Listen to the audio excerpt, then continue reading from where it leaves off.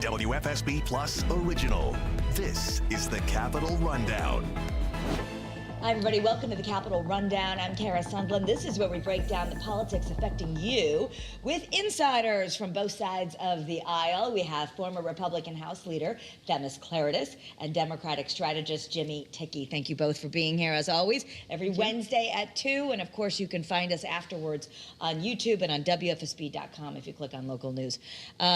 Thank you both for being here. Let's dig in with all of the cuts that we've been reporting on this week, specifically at the CDC and Health and Human Services. I've been getting calls from local pediatricians. They're having a hands-off day of action on Saturday. People are really worried about how these cuts specifically might be affecting biotech funding or health funding here in Connecticut. Is that something we need to be concerned about? Themis, I'll start with you. Yeah, definitely, because when you talk about biotech, you know, we have a lot of research we do at UConn Medical Center, and you know, a lot of that is all dependent on grants.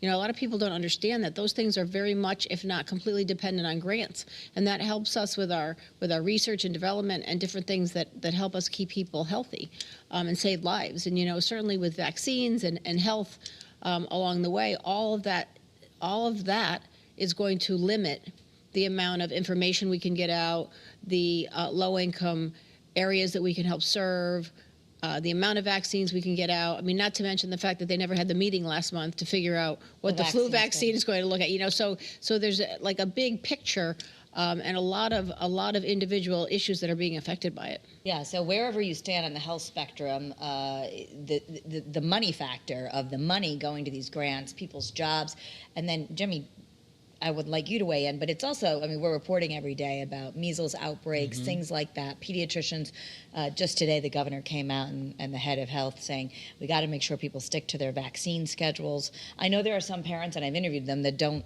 think that way anymore, but what's your concern about these health cuts and how they affect Connecticut? Well, this often used to be a bipartisan issue where both parties could agree to good public health, and we should equip people with the information to know what's happening, what are the trends, and people can make their own decisions about their health. But up until now, until President Trump and Elon Musk, which are taking these chainsaws to federal agencies and cutting the public health, that really affects our communities. In Connecticut alone, it was announced that $150 million, right off the bat, has been cut. Over 50 staff were given stop work orders, contracts canceled. So this has a real effect to our Connecticut communities. Across the country, we've seen a cutting of the asthma programs, the programs that deal with lead poisoning, smoking, mental health, substance abuse. These are good public health programs that we should be continuing. They add value to our community, and if the federal government is not supporting these sorts of programs, people will still be out there who need the support and need the programs, and ignoring diseases like asthma and HIV and all the rest is not good for public health. So they're gutting the very programs that they are supposed to be supporting, as Health and Human Services, Centers for Disease Control's title would suggest. You know, as with other things we've talked about, their government is always very top-heavy, and there's always waste involved in government. And although I completely agree with all the programs and the issues that you're talking about, I think those should be prioritized. And sometimes when you have less money to work with, you have to make sure that the things that keep us safe, keep us healthy, you know, take care of seniors, take care of newborns, take care of people, the most vulnerable in our community, because that is really what our job is as government, to take care of the people that need our help the most.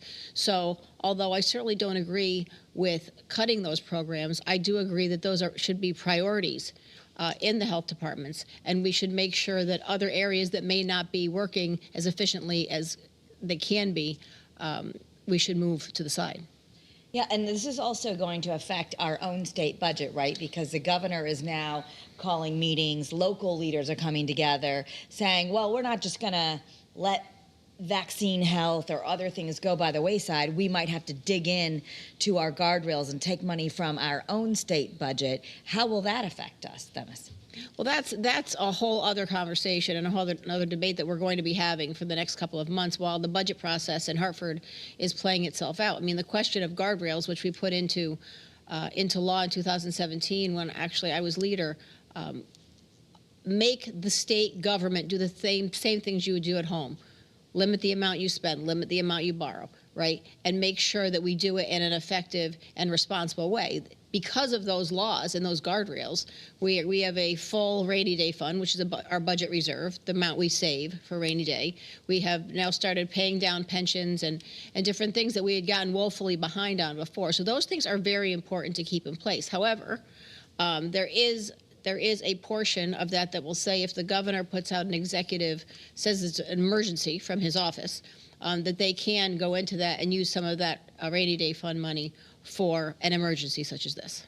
Such as health. Okay. So Jimmy, I mean, we're talking about the day of action on Saturday. A group called Indivisible Connecticut's going to be out at the Capitol. There are other states doing this. Really a protest. A lot of doctors, I guess, are coming to this. I've heard from them. But also we've got our local leaders, Attorney General William Tong, Senator Richard Blumenthal.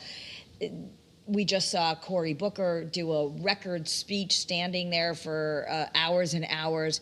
Do you think that this is the time we're going to see a lot of pushback? And does it go anywhere against the Trump agenda? People might feel who are worried about these cuts, like, what can we do? That's right. I think it does make a difference. The cuts that we're seeing, they're not small efficiency cuts. I think that would be something that many people would look forward to. These have been total cuts gutting the very programs that working families count on. We've seen it with education. We've seen it with Social Security. We've seen it with emergency response. And now we are seeing it with our health and wellness and the very health of our communities right here in Connecticut. This will have a difference and make a very negative impact on working families and kids who are counting on good public health. And so I think the activity that we've been seeing in the last couple of weeks has been really great to show that people can stand up, they can speak up, they can go to a rally, they can take positive action steps to call their members of Congress, call their elected officials, and speak out. This is activating people who may have even voted for President Trump but realized, I just voted for him because I wanted the price of eggs to be lowered. I wasn't counting on a trade war, increased taxes, no public health services, education gutting. People did not sign up for this. And you're seeing already a couple months into his second term that people are really waking up and they are speaking out. And we need that sort of activism. That's what makes for a very engaged electorate and engaged democracy. And so there are rallies all over the state this Saturday, April 5th, and all over the country. And it does make a difference. Okay, well, let me just say this. When you say that that's not what people signed up for, that is exactly what they signed up for, because he told everybody what he was doing. He talked about tariffs for years. He talked about cutting. He did say, you know, your eggs would be cheaper and your food would be cheaper. I agree with all that. But this man, the one thing you can say about him is he tells you what he's going to do, right? And if you don't believe him, then that was your choice. But he's doing what he said he was going to do, whether it's good or bad. And so that's unfortunately the problem right now. The other issue is there were people that voted for him because they couldn't vote for the other gal or the other guy. And he won't rule out a recession, which shows the economics that he's taking is really making a harm to our economy. He also won't rule out a third term, which I think a lot of people thought was impossible. But the other thing that made news this week is that he's looking at possibility of a third term. And some people are thinking, wow, that's a joke. You're saying, Themis, you need to listen when he says, I'm going to maybe run for a third term. You think he'll try? Well, he said that before. I mean, he said that when he was running. Right? I mean, how many times did he say that? And I think most people assumed. I don't think they took him seriously. But knowing him, if you were Donald Trump, knowing Donald Trump as we know him, of course he would want to have a third term. Now, the 22nd Amendment says you cannot run 3 times, right? You cannot serve 3 times. Okay, so whether it's consecutive or concurrent, so he can't do that. Now they're saying that maybe there's a loophole and J.D. Vance can run and Donald Trump can run as his vice president, but that's not allowed either under the 12th Amendment, because the 12th Amendment says that if you are not eligible to run for president, then you cannot run for vice president. Okay. So I don't know, how he's going to figure this out. I think there are loopholes, right? I mean, he could let's just say J.D. Vance ran for president. He could be his chief of staff.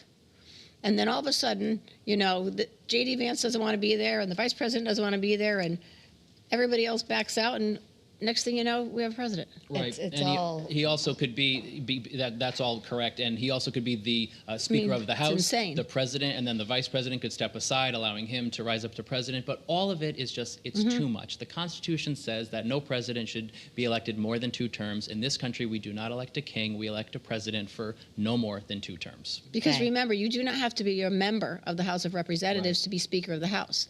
So the House of Representatives elects a Speaker.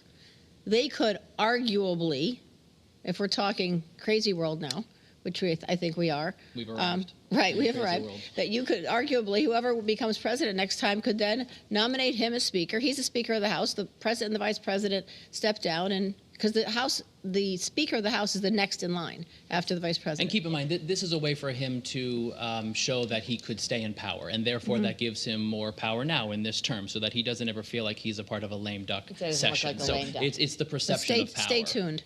We're living in unprecedented times. We've said that now too much, probably since the pandemic. But let's speak about. We're talking about elected. We are a democracy, so whatever happens, there has to be an election. And right now, there have been congressional special elections that now people are saying is a bellwether of the Trump administration, both for the local Supreme Court seating in Wisconsin and then some races in Florida. Those decisions have come in. Themis, what do you think it says if it is a referendum on the Trump administration?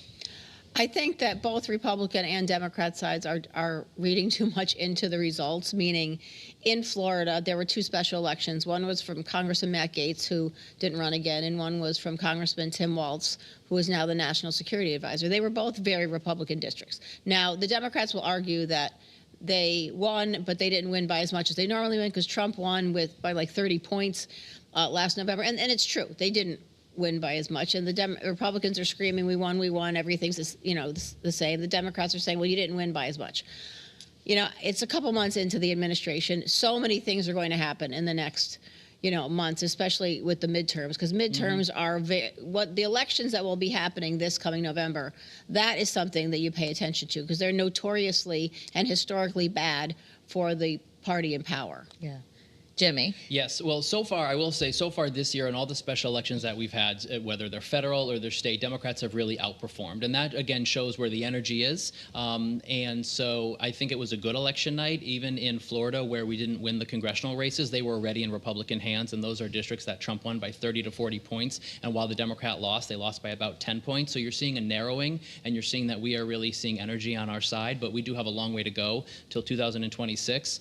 In Wisconsin, you had Elon Musk out there with his cheese hat writing $1 million checks to people to vote. That did not play well, and we the liberal won. She stayed in. Right. We had a very good night in Wisconsin, and I think that is telling, because that was a really competitive race and also so expensive on both sides, so expensive. And Elon Musk, put Elon in Musk over on one $20 side million, and George Soros on the other. A lot of money in these elections, and Democrats did very well in Wisconsin in those elections last night too. So I think good signs that the energy is with Democrats, but we need to work hard, and we need to work very hard over the next year and a half as we approach the 2026 midterms. And I'll just get on my soapbox for 1 second. That's why elected judges are bad. Like, to elect judges versus appoint them. I never understood that. I mean, there are many, like New York elects judges. Connecticut appoints judges. Yeah, we and appoint here. So we would never have that happen. But there's certainly downsides to appointment, but electing, by definition, you are nonpartisan. You only look at the law and you apply the law in the way it needs to be. You don't have to raise money and go to fundraisers, and it's just contradictory to everything that we believe judges should be. Interesting. And even when we've seen the Supreme Court, obviously it shifted conservative under Trump appointees, but they don't always behave exactly the way that their appointee the person who appoints them decides that they should do. And that Wisconsin race, that was an actual Supreme Court. Right. Electing Supreme Court justices. Right. That's unbelievable to me. So it's very interesting. So back here in Connecticut, also making news this week was Governor Lamont. No one knows if he's going to run again. We had Dan Haar from CT Insider on our newscast, who's been polling, 60%, I think he's running. He moved it back to 51% because the governor apparently was in West Hartford, and he didn't sound as excited about running. But either way, he says he's not making any decisions until July. I want you both to weigh in on Governor Lamont running again for a third time. What do you think, Themis? Well, let's remember, when he first got elected for his first term, the first year of his first term was pre-COVID, so it was 2019. That was the year we fought over tolls for the 100th time. And he really believed in tolls at the time, and we didn't, meaning the legislature where I was leader at the time. And his approval ratings were in the 20s. He was not doing well. He didn't like the job. He couldn't understand why people just didn't do what he said, what he thought was right. And, he was kind of learning as he went. And he really was not in a good place. Then COVID hit, And all of a sudden, the world changed, right? The legislature wasn't meeting. He didn't have to deal with the crazy legislators, and he just was more operating by fiefdom, because that's what the world was at that time. And he was getting tons of money in from the federal government, so it was much easier. Then the 2017, we talk about those caps and those guardrails. That money was coming in for that. So he loves this job, and he will tell you to this day he loves the job. And but now it's a little more difficult again, right? The federal money has slowed down, if not stopped. We're dealing with this guardrail thing. Everybody's fighting over it. Now Donald Trump is in office, so it's a different dynamic federally. What cuts are going to happen? How are we going to fix that on the state level, as we talked about before? So I still think he runs again. I think that it probably is a little bit less of a percentage than there was before, but I still think he does. Jimmy? I don't know. I agree with the take, especially he really has done a great job by the state of Connecticut's standards. I mean, you look at the hole that we were in over the last many decades. We're really kicking the can down the road with our pensions and in terms of our paying our bills. And we now have paid down $8 billion in our pension payments, which is good. We should be doing that to honor the obligations that we've made. We have a rainy day of over $3.3 billion, and that is growing. And that is a considerable rainy day fund that we might need to use in this Trump storm that we're in. Anyone that talks to him says he loves the job. He's having fun with the job. If he decides not to run, he has been a very popular two-term governor with a very strong legacy. But right now, I think his focus is on the legislative session, where it should be, moving through this budget through June and getting through the budget process and the legislative process, and then after that, making a determination. The state Democratic Convention is in May of 2026, so we do have about a year of planning, and it does take time to get a statewide apparatus going if the governor was to not decide to run again, but it's really a decision that's up to him. Pretty crowded field if he decides he's not running, I'm sure. If he decides to run again, absolutely. And yeah, I won't even ask you. We'll have to wait for that. But basically, the next thing that people at home need to be watching for, we're not talking about the tariffs, because as of right now, as we're talking live, we don't know anything about Trump's plan. But as far as locally, we're going to start moving into budget talks in April. That's really what viewers need to be looking ahead to try to figure out what's going to happen to their own town and their own wallets. All right, and the next 2 months is when all of the important things happen in the legislature. When the budget gets written, the end of this month will be when the legislature puts out their budget, and then there'll be the governor's budget, and then the majority legislature's budget, and then there'll be negotiations with the Republicans and Democrats and the governor for the next 2 months as to what the final product will look like. Right, and really given all the cuts that have come from the federal government, and we keep saying it because it really is so significant, no state can make up the amount of cuts that have come from the federal government. So how are legislators across the country and here in Connecticut going to try to make these cuts maybe less bad, especially for essential services that the governor has said he stands by? So for education, for public health, what are the ways that which we could invest some of our state dollars to make, to hold up some of these programs that, working families need, whether it's for education, public health, and the rest. So that's a conversation that will be happening with those guardrails. The guardrails are a guide, not a barrier, and we want to make sure that we meet the needs of people where they're at today. If those guardrails get opened, does that mean people are going to be paying more taxes, or how does that work? Well, I mean, or it's just the rainy day fund? No, the guardrails, the reason they're so important is because they tie the hands of government in Connecticut, so you can't just continue to spend whatever they want, what your elected officials. So they can't just borrow whatever they want. And so if you in your home can just spend whatever you want and borrow whatever you want, what's going to happen? You're going to end up on the street sooner than later, because you won't be able to pay your mortgage and pay your car payments and do everything else you need to do on a daily basis. So that's what we hadn't had for many, many years, even though the state of Connecticut, in a referendum when you went to vote on the ballot, they asked the question, should we have a spending cap? In the early 1991, I think. Okay. And it passed resoundingly, because when you think about it, you have a spending cap in your home. Why shouldn't government have a spending cap, okay? And so that's what we finally put in, because government never put it in, even though that people told them to do it. So we did it in 2017, which I'm probably one of the most the proudest I've been in my entire political career, that we were able to do that. And I understand that there are emergencies, and that's what rainy day funds are for, of course. But we have to be very careful when we move forward with that, because it is a slippery slope. Because the second government elected officials are allowed to spend more, they will just spend and spend and spend, and we'll be back to the same place we were before. Okay. We're going to leave it right there. That is the Capitol Rundown for this week. We covered a lot quickly. That's our goal. So if you want to watch this, of course, you can also go to WFSB.com, click on local news. You'll find the Capitol Rundown right there. Thank you to both of our insiders, Themis and Jimmy. We appreciate you being here. Thank Thank you. you. Have a great day, everyone.